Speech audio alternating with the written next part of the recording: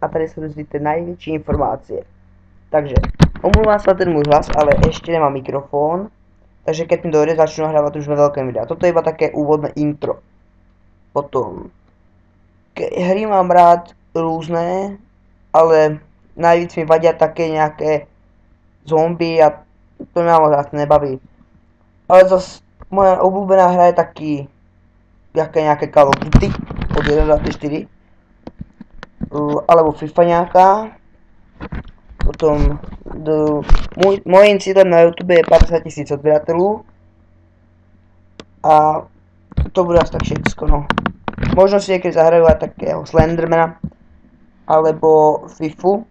Potom môžete napísať, aký zápas by ste chceli vidieť. Mám to nastavené na najťažší úroveň FIFU, takže by sa to mělo hrát ťažko, aby som teda neměl to nejaké ľahké. To bude tak všetko, takže čusík, dovidenia, uvidíme sa za niekoľko videí.